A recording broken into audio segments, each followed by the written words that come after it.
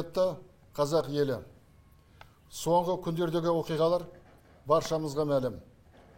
Бұл сынақтан Ақ Жол партиясы да халықпен бірге өтуде.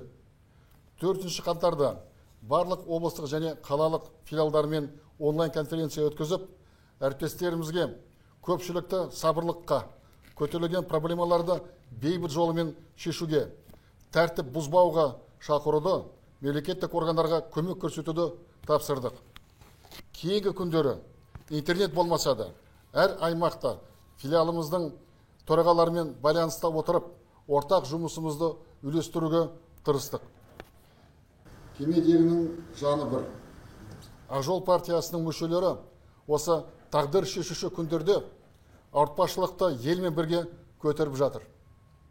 Аймақтардағы ақжолдықтар қиындыққа душар болғандарға азық-түлікпен қамтамасыз етіп, тұрғындарды қорғауға жігіттерді ұйымдастыруда. Мысалы, Ақтөбеде Асқар Садықов жолда қалған пойыздағы 700-ден астам жолаушыларды тамақтандырса, ал Жамбыл филиал басшысы Мұқан Шалқарбеков Шу қаласын қорғаған жігіттерді ұйымдастырды. Алматылық Арман Исмаилов достарымен аурухананы қорғауға тырысып жатыр. Басқа кәсіпкер ақжолдықтар да бизнес ошақтары мен тұрғын үйлерді қорғап, игі бастамалардан шет қалған жоқ.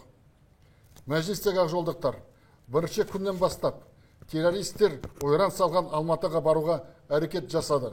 Қазірде соған комендатурадан рұқсат сұраудамыз.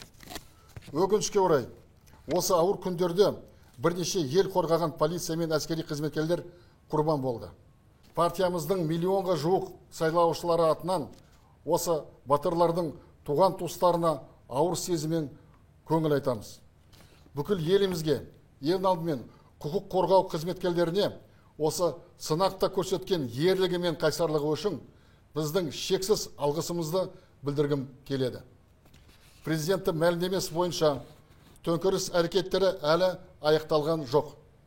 Елімізді лаңкестерден тазарту жұмыстары жалғасуда. Сын сағатта өзін мықты жетекші, қайсар мінезді басшы екенін көрсеткен президент Тоқаевтың қасында бірігіп, партияға, жүзге, ұлтқа бөлінбей, бүкіл елімізді алаш армандаған тәуелсіз мемлекетімізді қорғау мен қолдауға шақырамыз. Одан артық байлық жоқ, осыдан биік міндетті жоқ. Мықты болайық, қазақ елі мәңгі болсын.